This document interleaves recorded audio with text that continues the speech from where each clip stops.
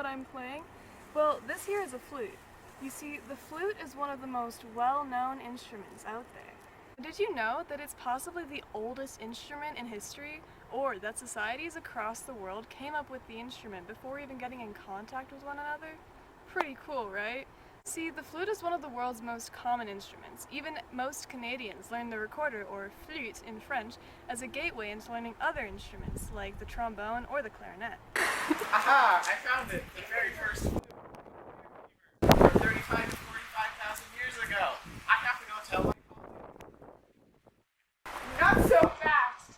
I found an even older flute from the area of Henan, China. It is from 900 BC. You fool!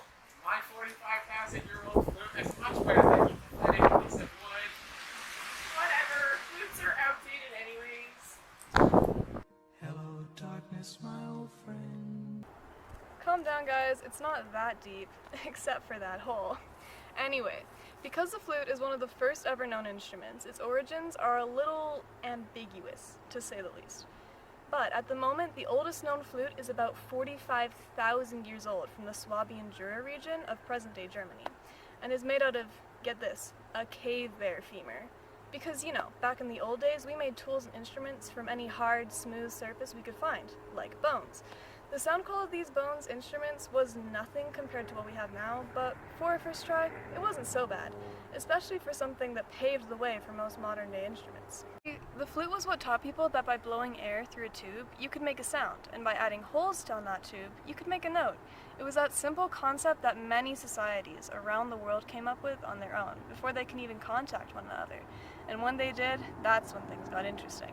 You see, individual societies could only develop the instrument as much as adding a whistle head like the First Nations, or deciding to make it horizontal like the Germans.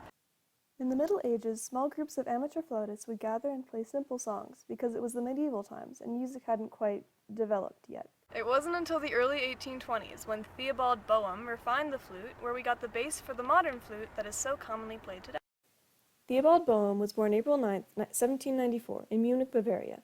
After learning his father's trade of goldsmithing, Boehm made his own flute and quickly became proficient enough to play in an orchestra at the age of 17. At 21, he was first flutist at the Royal Bavarian Orchestra. He continued to experiment with different materials to make flutes and the placement of the tone holes, and eventually published On the Construction of Flutes and The Flute and Flute Playing, and created the model of the flute for what we now use today before dying on November 25, 1881. You see, my new model for the flute is so beautiful. It's made out of metal instead of stupid wood or bone. It has keys instead of just holes. And now you can take it apart and store it for how you say, traveling. Now you see, all you have to do is put it to your mouth and put your fingers on the key and play a jolly little tune. The flute didn't stop developing there. Since Theobald's creation of the modern flute, people have been continuing to play around with different metals, woods, and even sizes to mess with the sound of the instrument. Today, the flute comes in several different sizes: piccolo, alto flute, bass flute, contrabass, subcontrabass, double contrabass. Such a big variety of flute ranges from being just a few inches long to several feet long, and because of that range, the flute has the widest range of notes of any orchestral instrument. As for the standard everyday flute, the range is still pretty wide, ranging from B below middle C to C8. That's like crazy high. In terms of extended range, some flutists can get all the way down to B6, although it's incredibly rare and needs some adjustments for the instrument to play. The best of the best flutists can also play up to F7 on just a standard flute, which is, again, insane. But how did they get that high? On a standard flute, the trick is to keep not too tight of an embouchure, or else the sound might squeak or feel constrained.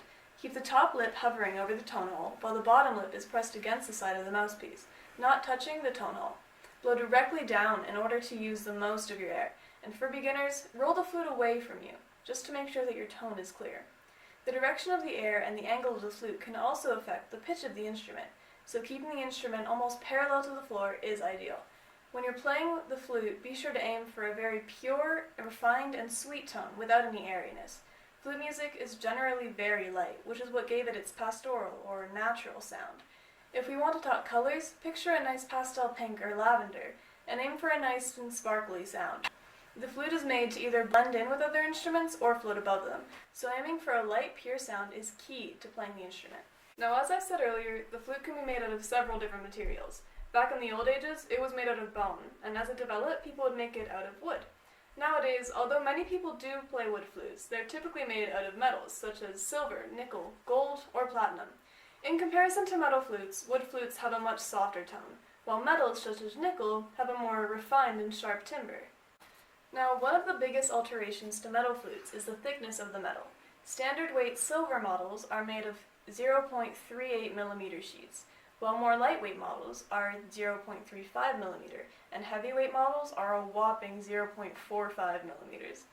Most standard flutes are made of silver, as it's more economical to make, although many flutists choose to use a gold mouthpiece for the sake of tone quality. The thickness of the metal affects the tone of the flute, as well as the resonance. Thicker metals have a more deep, dark timbre, while thinner ones have a richer, warmer timbre with more resonance. This is because there is less restriction on the air and more room in the flute for the sound to travel. With flutes, flutists often like to mix and match with the materials of their instrument, putting wooden heads on metal bodies and gold heads on silver ones. The combinations don't necessarily make the flutes better or worse, they just refine the sound to be very specific. For example, a wooden head on a thick metal flute would have a softer, darker timbre to it, while a gold head on a nickel flute would be lighter and sharper. A nice warm timbre. But of course, since it's really just a tube with holes, you could try to make it out of anything. Like these PVC pipe flutes that my brother and I tried to make. They sure don't sound good, but technically it's a flute. But you might want to stick with the good metal or wooden flute if you're going to play it in public.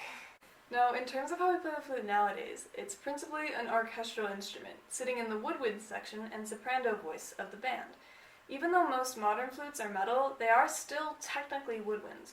This is because they were traditionally made out of wood, and work in the same way as other woodwinds like the clarinet, aside from the difference in mouthpiece.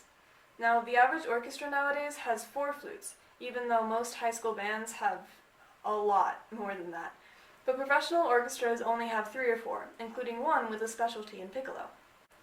The flute has been a standard of the orchestra for literally hundreds of years, and due to the range of the instrument, can be made to replace the violin and the clarinet. As for the sound of the instrument, the flute can really do a lot, but is mostly used for the pastoral or natural setting sounds because of its light and pretty nature. Outside of the orchestra, the flute is also used a ton in jazz, first established in the genre in the 1950s. Herbie Maness is a very famous jazz flutist, and not to sound biased or anything, but he's a personal favorite of mine. Flute ensembles take a small gathering of players to play all kinds of flutes, ranging from the double contrabass to the piccolo. With that kind of range, there's also such a thing as flute orchestras, which is a huge gathering of flute players playing on pretty much every variety of the instrument. The flute is also used a lot in contemporary music, and the sounds of the instrument are played around with a ton. Flutists such as Helen Bledsoe have experimented with the percussive sounds of the flute, and some flutists have even taken to beatboxing into the instrument. In terms of the use of the flute in rock and roll and pop music, I wouldn't exactly call it a common instrument. However, it does make the occasional appearance in songs with, good instrumentation. The newly popular pop artist Lizzo even plays the instrument in her song Coconut Oil. As for the use of the flute in film scores, obviously it's heavily used, but most commonly in movies or shows about ancient or medieval times, and even science fiction, because of how iconic it was in those times and how it gives a sort of mystical, light, and natural sound. Some good examples of which are the Shire theme from Lord of the Rings and Princess Leia's theme from Star Wars. As for who to go to for listening to flute music, check out James Galloway, the most champion flutist out there right now. Sir James Galloway, born December 8, 1939, is a world-renowned classical flutist who has sold over 30 million recordings and has won awards such as the Brit Award for Outstanding Contribution to Music in 2005.